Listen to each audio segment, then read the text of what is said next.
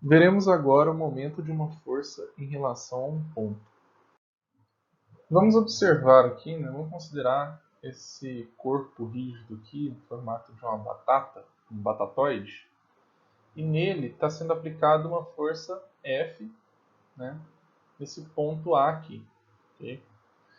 Então, primeiramente a gente tem que ver que o efeito que essa força vai fazer nesse corpo depende desse ponto de aplicação. E quando eu digo ponto de aplicação, esse ponto de aplicação ele só apareceu aqui porque eu coloquei a força aqui, tá? Se eu tivesse transmitido, né, pelo princípio da transmissibilidade, trazido a força F para outro ponto, né, seguindo a linha de ação aqui, ele iria estar tocando em um outro ponto, mas o efeito seria o mesmo, lembra disso. Então tá, a gente tem então um ponto qualquer, ponto A aqui que está sendo aplicada essa força. Okay?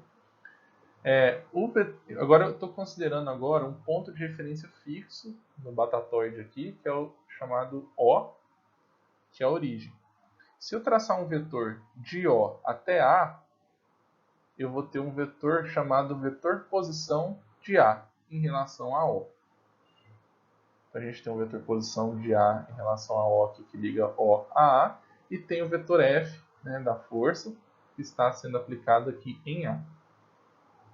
Tanto esse vetor R aqui, vetor posição, e o vetor da força, eles juntos eles fazem um plano, né, esse plano aqui delimitado aqui por esse quadrado aqui, esse retângulo que está cortando a batata aqui. E esse plano, vamos observar então que tem esse plano, né, que ele é feito aqui, né, pela junção desses dois vetores aqui. Agora, o momento que essa força F fará em relação a O, ao ponto O, aqui, ó, ele vai ser definido como produto vetorial do vetor posição, né, o vetor R aqui, pelo vetor força. Então, o momento causado aqui em O vai ser R vetorial F. Então, para obter os valores, né, para caracterizar o momento em O, a gente tem primeiro a direção, certo? A gente tem os vetores que são R e F, ambos eles formam um plano, né, que corta aqui essa batata. Esse plano, a gente tem um vetor, a direção do vetor do momento vai ser perpendicular a esse plano. Okay? Então, a primeira direção a gente já tem. O sentido vai ser seguindo a regra da mão direita, que vai ser, você traz aqui o R para cá, né, anda um pouquinho ele com a cauda para encostar com a cauda de F aqui, e vê que o ângulo aqui, θ aqui entre eles, a gente tem que andar no sentido anti-horário aqui. É a mesma coisa se você estivesse abraçando esse vetor. Tá? Então, o polegar aponta para cima. Isso que é a regra da mão direita. Tá? Então, o sentido vai ser saindo aqui desse plano, né, para cima. Aqui, ó. E intensidade, a gente sabe que é a intensidade de R vezes a intensidade de F, vezes o seno entre o seno do ângulo entre esses vetores. Okay? Então, R vezes F vezes seno de θ aqui nesse caso. A gente pode também substituir o R seno θ por D, tá? Onde D é essa linha aqui, essa distância aqui, ó, entre o ponto O e a linha de ação da força F. D é a menor distância, tá? Então é a distância aqui que é perpendicular à linha de ação de F. Okay? Então θ é o ângulo formado entre R e F, e D é a distância perpendicular do ponto O até a linha de ação de F. A gente pode dizer agora, né, que a intensidade daquele momento em O, ela vai medir a tendência de uma força, né, da força F, de fazer o corpo rígido girar em torno de um eixo fixo dirigido ao longo daquele momento lá, né? Então, o momento de uma força não depende da posição real do ponto de aplicação da força ao longo da sua linha de ação. Então, assim, mantenha a linha de ação, não importa a posição real do ponto de aplicação da força.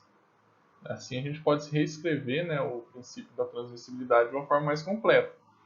Então, essas duas forças F e F', elas só vão ser equivalentes somente se forem iguais e tiverem momentos iguais em relação a um dado ponto. Okay? Então, as duas forças elas têm que ter, além de mesma intensidade, mesmo sentido, mesma direção, e elas também têm que fazer o mesmo efeito, né? Tem que ter o mesmo momento em relação ao mesmo ponto. Para ter o mesmo momento em relação ao mesmo ponto, tem que ter a mesma linha de ação. Então, uma forma mais completa agora de escrever o princípio da transmissibilidade. Vejamos agora um teorema aqui, que é o teorema de Varignon. Ele estabelece que o momento em relação a um dado ponto O da resultante de diversas forças concorrentes, que as forças concorrentes, concorrentes aqui em A, né, é igual à soma dos momentos das várias forças em relação ao mesmo ponto. Ou seja, o que ele quer dizer com isso? Quer dizer que se a gente somar todas essas forças, calcular a resultante delas, e calcular o momento dessa resultante em relação a O, que seria então, né, o vetor posição vetorial, essa resultante, vai ter que dar um momento equivalente ao ao somatório dos momentos de cada uma dessas forças juntas, né? Então a gente tem que R vetorial a resultante, né, das forças, de todas essas forças, né? Então R1 vetorial Rão, né, da resultante, seria igual a esse R vetorial F1, vetorial F2, vetorial F3, somatório delas. Então é uma propriedade distributiva que é válida aqui, né, para o cálculo de momento.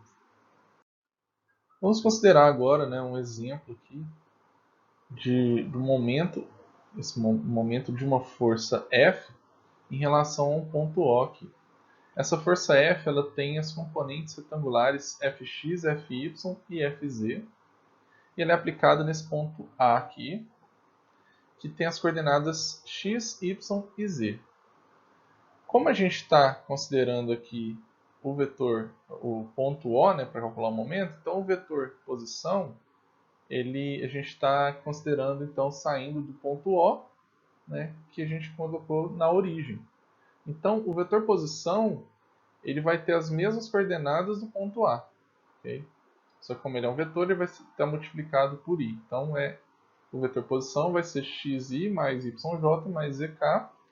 E a força, como ela é dada em componentes retangulares dela, né, a gente vai ter que a força vai ser fxi mais fyj mais fzk. Então, em torno aqui em relação às suas componentes retangulares. Tá?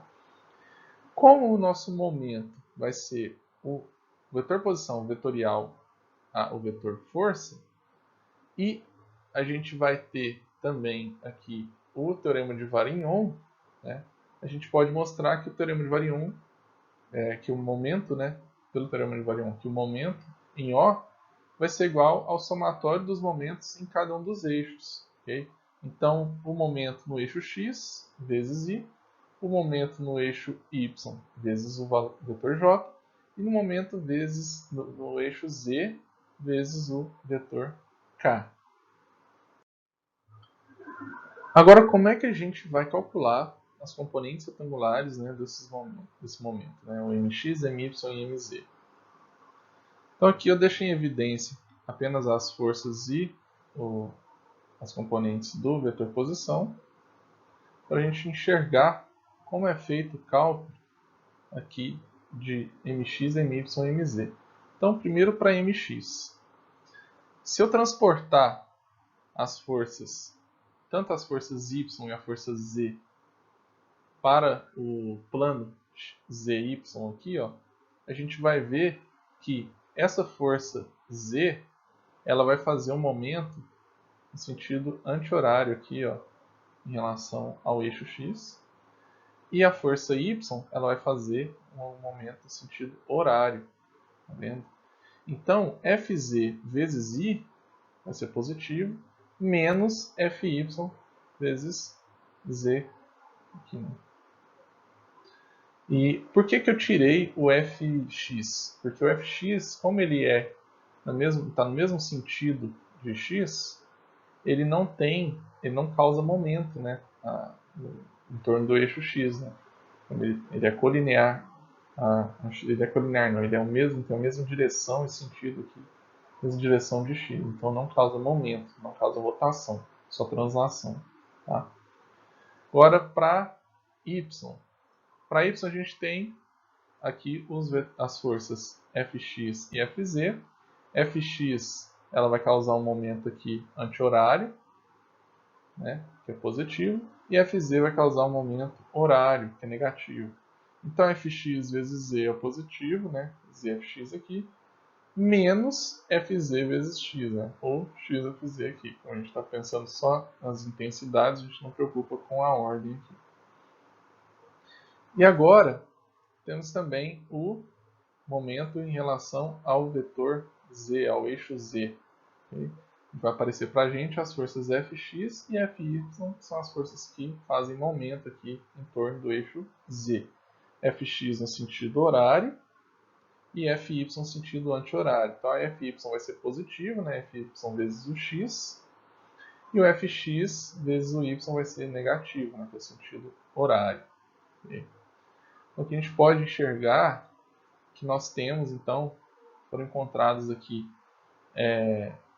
as componentes, né, desse vetor, componentes aqui de cada um dos vetores, que é o momento de cada uma das componentes retangulares aqui do momento, né, e também, semelhante ao produto vetorial, né, como é um produto vetorial isso aqui, a gente pode descobrir dessa forma, né, calculando o determinante dessa matriz, onde a gente coloca os vetores unitários primeiro.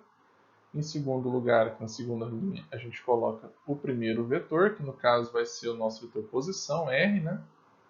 E em terceiro lugar, aqui na terceira linha, a gente coloca as componentes da força, tá? As componentes retangulares da força. Cálculo determinante, a gente vai ter exatamente isso aqui, tá? Onde o mx, ele vai, todo esse valor aqui está sendo multiplicado por i, esse valor aqui do my vai estar multiplicado por j, e o valor do mz vai estar multiplicado por k. Agora, para finalizar esse capítulo, a gente vai fazer uma revisão, né, do equilíbrio de um corpo rígido, agora de uma forma mais completa. Nós diremos, então, que um corpo rígido está em equilíbrio quando a resultante das forças atuantes sobre ele é nula. Então, o somatório das forças aqui tem que ser igual a zero. Okay? E para que isso ocorra, então, todas as componentes retangulares dele, né, todas as componentes retangulares de todas as forças tem que ter um somatório igual a zero. Tá? E também a resultante dos momentos em relação a qualquer ponto dele tem que ser nula. Então, se somar todos os momentos, tem que dar igual a zero. Todos os momentos em relação ao mesmo ponto, e pode ser qualquer ponto, tem que dar zero. Tá? E para que isso ocorra, a gente tem que ter então todos os componentes retangulares, né, do momento, também o somatório de todas elas igual a zero. Então, o somatório dos momentos em x igual a zero, em y e em z também. E finaliza assim, né, a parte teórica do nosso capítulo.